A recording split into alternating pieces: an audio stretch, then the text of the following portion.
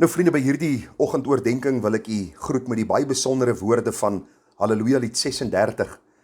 Daardie woorde sê: stille nag, heilige nag, Jesus kind lank verwag, lig uit die Vader se ryk, word uit liefde aan mense gelyk.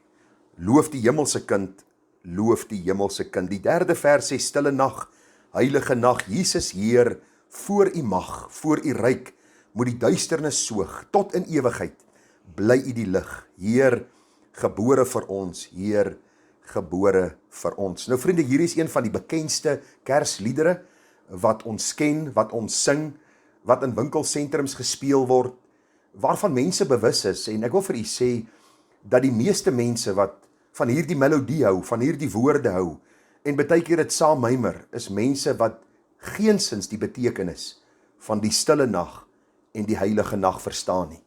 Wat heeltemal die verlosser, die Messias wat gebore is, mis, en dan ook in die ewigheid sonder hom sal wees. Hoe kan ek sulke uitlatings maak? Die woord sê vir ons baie duidelik, vriende, dat die poort is nou en die pad is smal wat na die lewe lei, en daar is min mense wat dit vind. En waarom is daar min mense wat dit vind? Ek het gister begin met die reeks wat handel oor maniere waarop die duiwel Kersfees by ons steel, en u sal onthou, ek het gister met u bietjie gepraat oor die herbergier. Hierdie man was te besig gewees en het die Christus van Kersfees gemis. Ek het vir u gesê dat dit eie was aan hierdie mense, dat hulle gasvry sou wees teenoor ander mense. Die Jode, die Israeliete was gasvrye mense gewees. Dit is 'n opdrag van God aan hulle om gasvry te wees. En wat gebeur toe die sensusopname gekom het en hierdie herbergier besig was om homself te verryk met al die mense wat ingestroom het in die dorp? Het hy verby hierdie toestand van Maria gekyk en verby die nood van Josef en Maria en hulle na 'n stal gestuur, en die kind is in 'n krib gebore, en hy was so besig en selfgesentreerd en eintlik besig met sy eie koninkryk dat hy die Messias van Kersfees gemis het. En ek het vir u die waarskuwing deurgegee dat ons nie Kersfees moet mis, en die boodskap en die betekenis van Kersfees en die Messias van Kersfees, omdat ons te besig is om by mekaar te maak die dinge wat bestem is om eendag te vergaan nie. Ek het vir u gesê, dis nodig dat ons sal stil staan en vir 'n paar oomblikke sal stil word en sal vra, verstaan ek werklik waaroor Kersfees gaan? Verstaan ek waaroor stille nag en die heilige nag werklik gaan? Ken ek die Jesuskind? Of is ek te besig? En wanneer kom ek my lewe en gaan ek eendag beskaamd voor hom staan?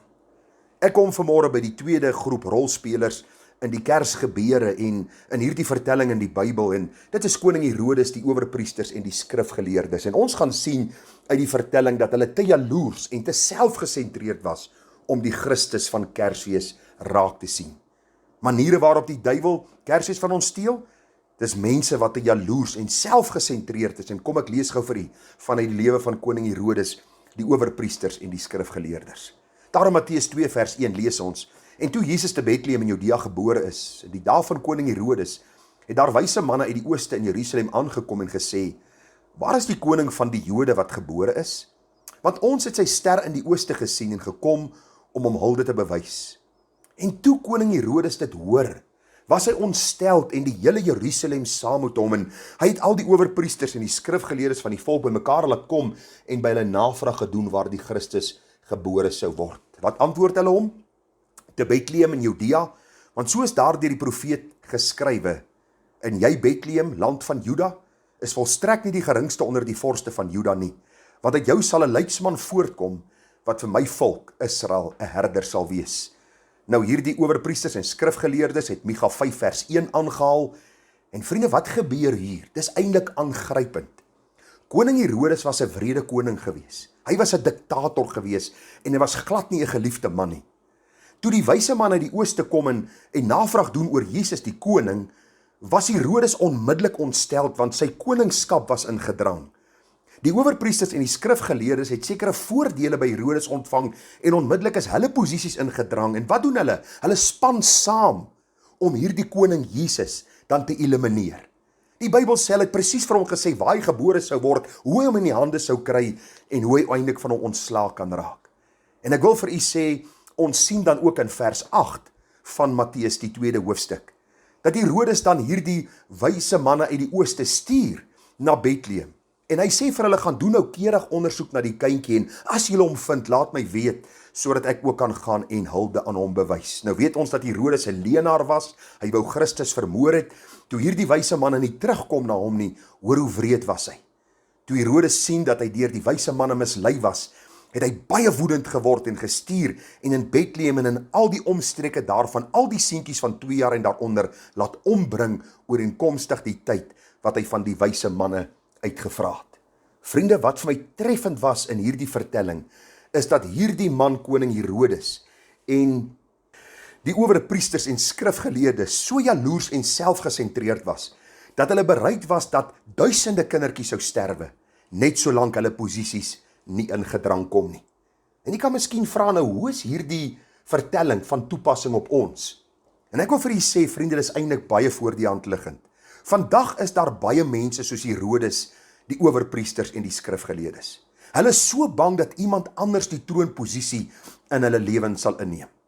Vir die meeste is hulle posisie, hulle status, hulle aansien, hulle eer en reputasie belangriker as enige ander een, en ook die boodskap van Christus wat heerskappy soek in my en jou lewe.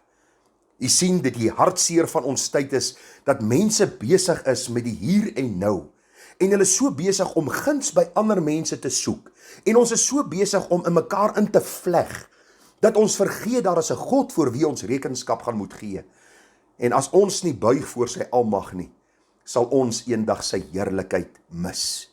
Ek wil vir u sê, daar is vandag net so baie mense, wat net soos 'n Herodes, jaloers is, selfgesentreerd, besig met hulle eie koninkryke, en hulle mis die Christus van Kersfees. Ek wil vir u noem wat gebeur het in die lewe van Pilatus. U sal onthou, Pilatus was een van die regeerders gewees, toe die Here Jesus verhoor was, en dan ook gekruisig sou word. En daar staan in Matteus 27 vers 17, nadat hulle dan byeengekom het, sê Pilatus vir hulle, wie wil julle hê moet ek vir julle loslaat, Barabbas of Jesus wat genoem word Christus? Vers 18 is belangrik, want hy, dit is Pilatus, het geweet, dat die Jode hom, dit is Christus, uit nydigheid oorgelewer het. Pilatus besef dat die Jode verkeerd optree teenoor die Here Jesus Christus. Hulle is uit nydigheid vervul en het hierdie Christus se dood gesoek. Ons sien in vers 19 hoe Pilatus se vrou hom waarsku en vir hom sê, moet tog niks te doen hê met Christus nie. Hy's 'n regverdige man, want ek het vandag in 'n droom baie gelei om sy ontwil. Wat doen Pilatus? Vriende, terwille van sy posisie, sy aansien, terwille van sy eer en sy status, hy was so selfgesentreerd, dat hy gaan sit het en sy handjies in onskuld gewas het, en Christus oorgegee het om gekruisig te word. En ek wil vir u sê, dis die probleem van ons tyd, dat mense nie bereid is om die knie te buig en met die tong te bely dat Jesus die Christus is nie, want hulle is bang hulle verloor hulle werk, hulle is bang hulle verloor hulle posisie, hulle aansien in die lewe, hulle vriendekring en al die dinge wat nutteloos en sinneloos is vir die ewigheid en die hiernamaals.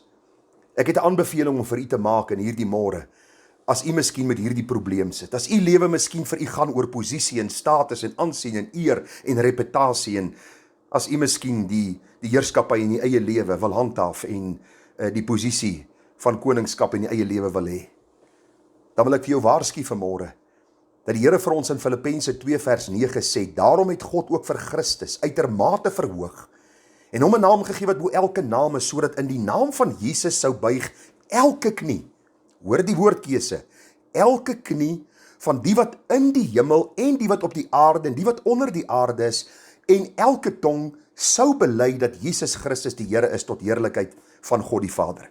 Wat is die aanbeveling vanmôre? As u die boodskap van Kersfees mis, en as die duiwel nog steeds by u Kersfees wegsteel, omdat u te jaloers en te selfgesentreerd en te besig is met die eie koninkryk, wil ek jou vriendelik, dog ernstig waarsku, dat jy nou die welaangename tyd van God se genade sal sien, dat hierdie Kerstydperk nie net by jou verby sal gaan, en jy die doel en die boodskap van Kersfees sal mis nie, maar dat jy nou sal buig en sê, Here, net soos ek is, geen hulp naby, Alleen u bloed gestort vir my, getrek tot u deurboorde sy, o lam van God, ek kom. Die kind wat gebore is in die krib is die lam wat gesterf het aan die kruis vir jou en my sonde. En as ons nie in belydenis en berou ons sonde voor hom bely en hom aanroep as verlosser en hom heerskappy in ons lewe gee nie, sal ons eendag sy oordeel tegemoet gaan. Die Bybel sê jy gaan of nou op aarde jou knie buig of jy gaan nou met jou tong bely dat hy die Christus is, of eendag in die ewigheid wanneer dit vir jou te laat sal wees. Daarom is die oproep in hierdie môre dat jy werklik sal besin oor jou lewe, dat jy werklik sal besin oor die ewigheid, dat jy werklik sal besin oor hoe jou hart lyk. En my gebed is dat jy soos Johannes die Doper sal sê, Here, ek minder, sodat u meer kan word. As jy Christus nog nie ken nie, vra ek jou, dis nou die welaangename tyd, roep hom aan terwyl hy naby is. Vra hom, Here, vergewe my, maak my u kind, red my uit genade, sodat ek ook nie die ewigheid tegemoet sal gaan sonder u, en dan die ware doel en die seën van Kersfees mis nie. Ek wil afsluit met die pragtige woorde van Halleluja lied 11. Daar staan, hy is koning, elke afgod moet nou heen. Hy voer heerskappy oor alles, niemand anders, hy alleen. Ek vra jou, voer Christus heerskappy in jou lewe? Of as jy miskien soos koning Herodes, soos die owerpriesters, die skrifgeleerdes, Pilatus, wat sê, I will do it my way. Ek pleit by jou, dat jy sal besin, en dat jy die ware doel en sin van Kersfees sal verstaan, dat jy by die Messias sal uitkom, en ware lewe en lewe in oorvloed sal geniet. Baie groete, baie seën, baie sterkte, ons bid vir u, dat die Here vir u met wysheid sal bekragtig, en u hart sal open vir die waarheid van sy woord, sodat u kan sê, vreugde in die hart, waar Jesus woon. Groete vir u en mooi dag verder, tada.